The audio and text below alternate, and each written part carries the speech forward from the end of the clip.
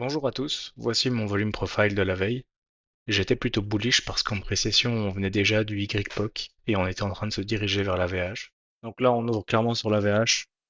Je tire un profil sur ma dernière impulsion haussière et j'en ai un sur ma dernière impulsion baissière également. Sur ma dernière impulsion baissière ça me permet de voir où est-ce que les vendeurs sont en train de protéger et sur ma haussière ça me permet de voir où sont mes creux de volume et où sont aussi mes protections. Donc là je suis rentré à l'achat parce que je vois qu'il y a des acheteurs agressifs qui reviennent sur la VH. D'autant plus qu'on est quasiment venu toucher le POC de ce profil et qu'on voit que ce POC en fait c'est quoi? C'est un gros delta de vendeurs qui ont été absorbés, donc les acheteurs sont forts à ce niveau-là. J'ai été un peu hésitant sur mon stop ici, si j'avais envie de couvrir cette vraiment pixel ou couvrir les bas. Je préférais jouer agressif parce qu'en plus on voyait qu'au VP cash, donc il y a deux VP sur la droite, celui de gauche c'est le VP cash. On voit qu'au VP cash il y avait un gros pic de volume.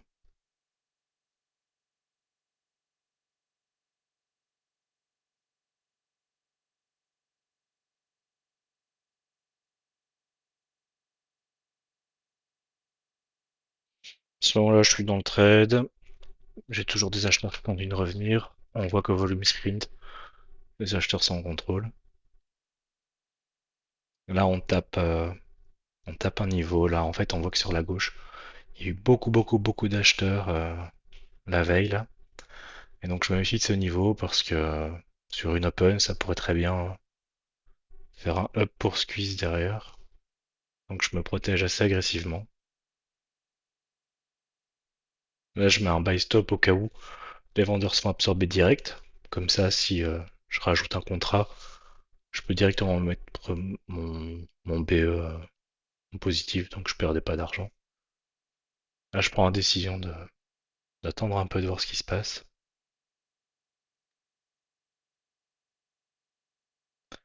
Mais ici, clairement, dans ma tête, je me dis que je suis prêt à rentrer avec les acheteurs s'ils montrent une intention de faire un plus haut.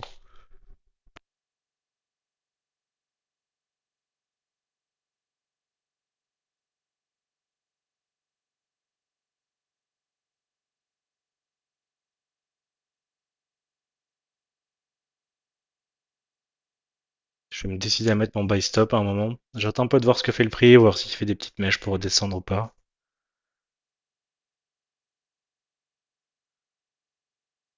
Je me dis que ma première limite était un peu trop basse. Je mets une deuxième pour me faire tag.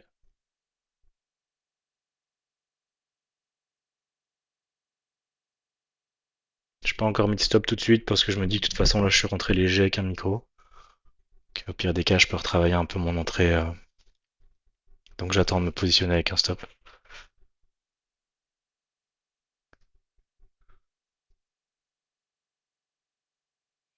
Voilà, je sécurise.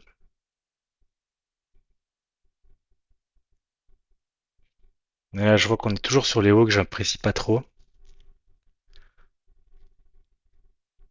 Ici, un petit changement de réglage. Parce que je trouve qu'il n'y a pas assez de. Sur l'open, il y a moins de volume. Donc en 40, je manque un peu de visibilité. Je passe en 30.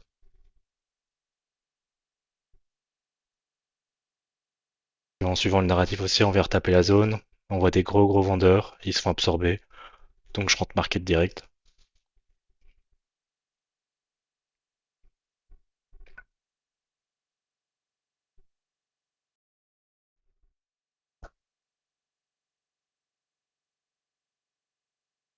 Et là, on suit la loi de dos. Même si on n'a pas encore cassé les plus hauts de la veille. On voit que là, en interne, on est en train de faire des plus hauts. Que on tape les points acheteurs. Que sur les points acheteurs, les vendeurs se font absorber. Je suis prêt à élargir un petit peu mon stop parce que ça peut toujours balayer un peu sur open. Et encore une fois, j'ai qu'un micro.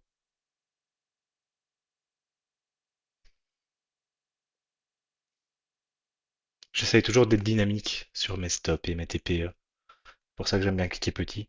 Enfin, surtout sur mes stops. J'aime bien cliquer petit, ça me permet de m'adapter à ce que je vois à l'instant. Là, je me dis, ok, les vendeurs ont des vendeurs absorbés et des acheteurs qui sont en train de pousser. On pourrait s'attendre à un excès haussier, donc je me prépare avec un deuxième buy stop pour renforcer ma pause.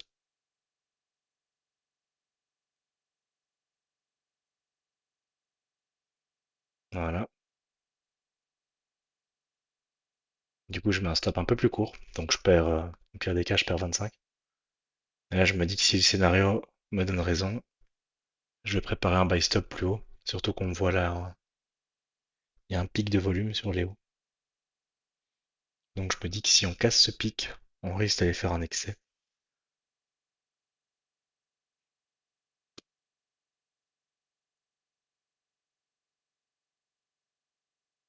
Voilà. Là, je vois les acheteurs agressifs rentrer.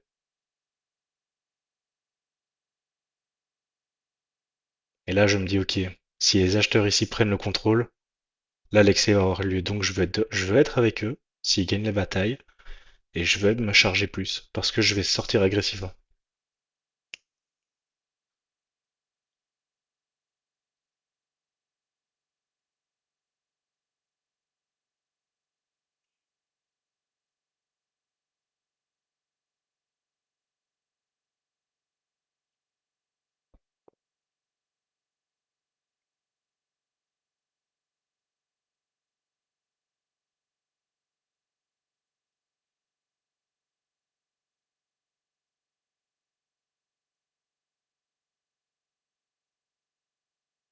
Mon stop est passé derrière les plus gros acheteurs, car pour l'instant, si ma position est bonne, ils sont pas censés perdre le contrôle.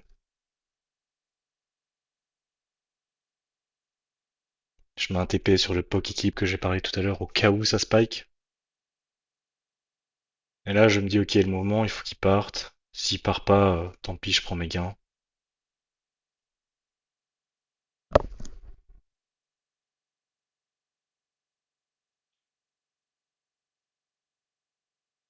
Là, j'aimerais bien qu'il y ait un excès pour vraiment lâcher mon stop, mais je décide de le lâcher ici.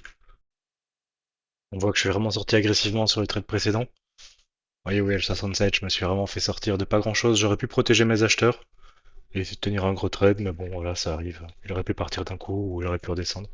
J'ai pris ce qu'il y avait à prendre. Ici, j'ai retracé encore un dernier profil sur la dernière hausse. Je vois que j'ai une boîte bleue qui conflue avec la VH, qui conflue avec le dernier niveau d'acheteur qui a fait un push. On tape ce niveau, j'ai des vendeurs qui sont absorbés, je rentre assez agressivement. Stop court ici. Je prépare un buy stop sur les hauts au cas où les acheteurs gagnent la bataille parce qu'il y a beaucoup d'acheteurs sur les hauts. On voit qu'il y a des vendeurs qui tapent, mais ils ont l'air de se faire absorber. Donc je m'attends encore à un excès. Je prépare encore ma limite sur le POC.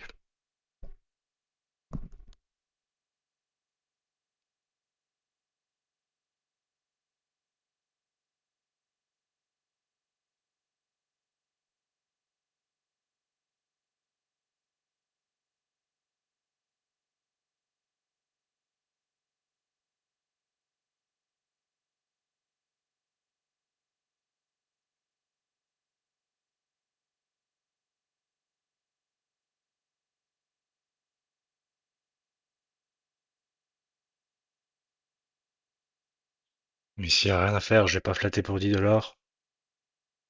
Puis aucune raison de flatter. On voit on fait des bougies assez larges. Donc il y a du gros volume qui est en train de se créer. À l'instant T, une petite crainte d'avoir des acheteurs absorbés en haut, mais il y a des vendeurs absorbés en bas. Donc dans ce genre de cas, faut juste attendre que quelqu'un gagne la bataille.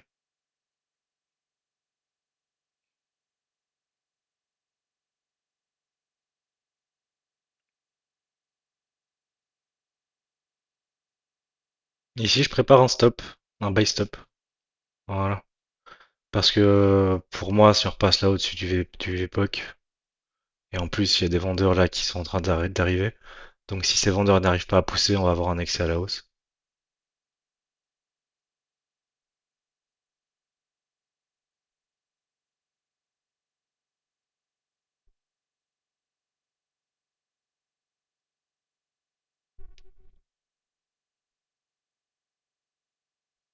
Voilà, je suis prêt avec mon troisième. Il y a eu l'excès, mais pas aussi fort que je voulais pour être prêt avec mon TP.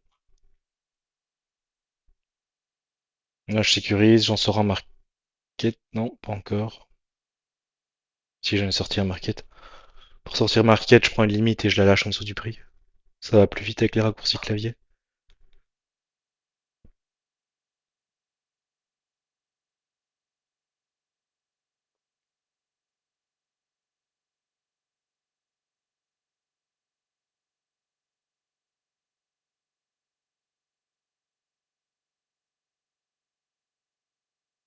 Là, j'attends. Ce que j'ai en tête, là, c'est de voir les acheteurs gagner la bataille et d'avoir une clôture plus haut. Et de pouvoir mettre mon stop derrière la mèche qui vient d'être fait. Où là, je tiens mon stop, mais je le lâche pas, en fait. Donc, il est toujours plus bas.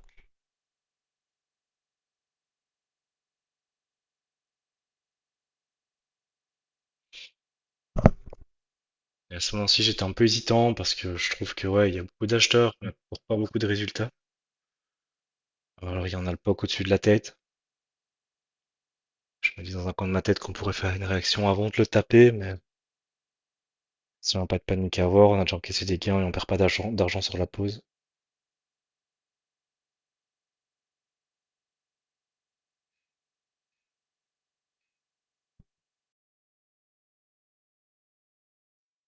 Et ici, je trouve qu'il y a beaucoup d'acheteurs pour pas grand-chose. Donc, je décide de tenter un petit short. Surtout qu'il y a une news à 16 heures. Donc, j'essaye d'anticiper un petit excès de vol. Ça va pas vraiment se passer comme prévu. Alors ici, ma première entrée, vraiment pas optimale, mais je rentre léger. Mon but, c'est de mettre une patte dedans. Et d'après travailler ma pause. Parce qu'il y avait 40-50% de proba, il aurait très bien pu là faire un spike down. Il l'a pas fait. Il l'a pas fait ce jour-là. Mais c'est pas un problème de défendre cette pause.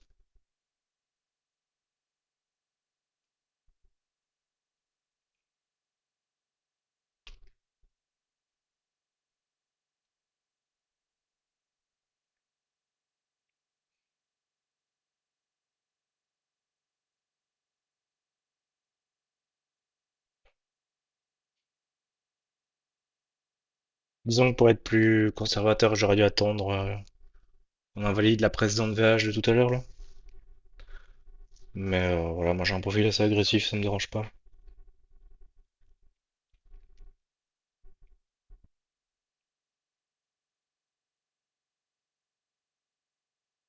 Je suis prêt à renforcer si recasse en bas. Parce que vu les 127 acheteurs qui sont là et tous les acheteurs qui se font absorber sur les hauts. J'ai ma limite qui a été prise, donc là je mets un deuxième petit pied dedans. Ça permet d'avoir un prix un peu mieux.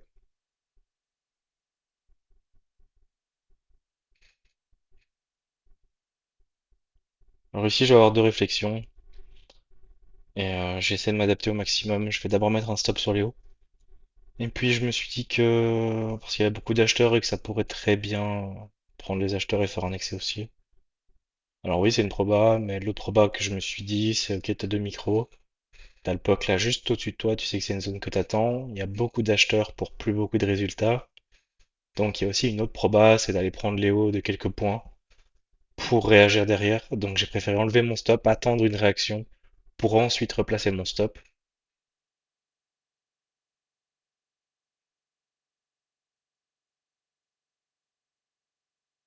Voilà, je le retire.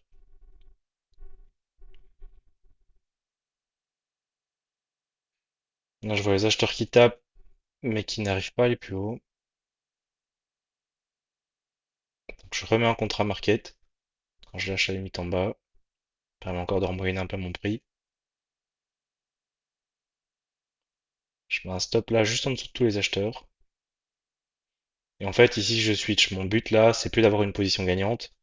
C'est, ça manque de vol. On a la news dans 7 minutes, un peu moins. Donc ici, mon plan, c'était juste de pas perdre d'argent sur cette position. Je m'en fous de gagner ici.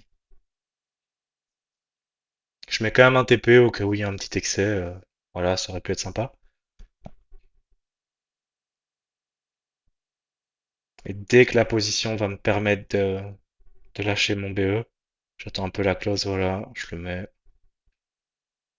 Malheureusement, il me sort et il donne un petit peu derrière, mais au final, il donne quasi rien. Si je laissais mon stop sur les hauts, j'aurais mangé la loss.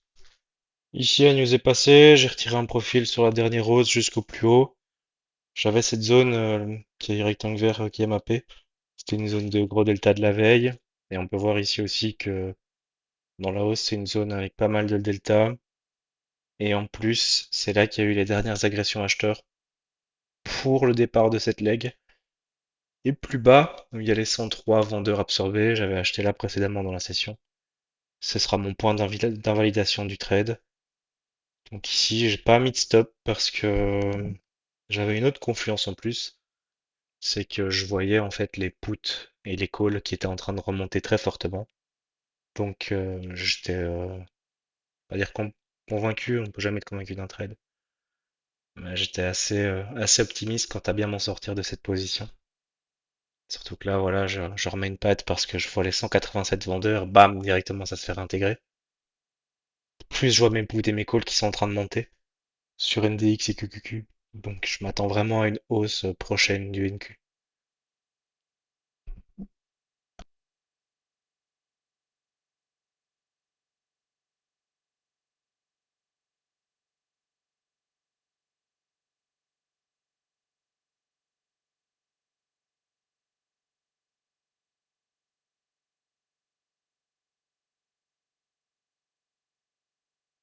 Alors ici, on est en deux pattes. Mon point de sortie, c'est le bas, la K103 vendeur, alors où j'ai le curseur ici. Je suis en train de calculer combien je perdrais, ce qui est pas énorme. On va arrondir à 30 points x 4, on a 120 dollars de perte.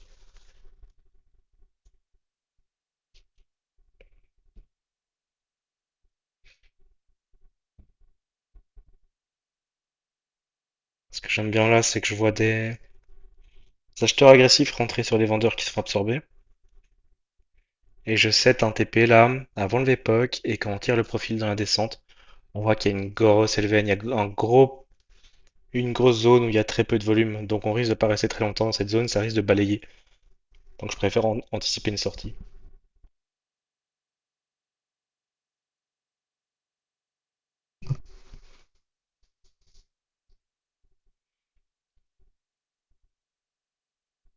Ici j'hésite. J'hésite vraiment de relâcher une patte. Mais je me dis que mon stop pourrait me coûter quand même cher en remettant une troisième patte. Donc je préfère la mettre sur les hauts, en me disant que si j'ai raison sur cette zone, que les vendeurs se font absorber, qu'on va avoir un excès. Vu que justement on a une zone de LVN après et que là on est sur un pic. Donc si on se passe ce pic, je m'attends à un excès dans la LVN.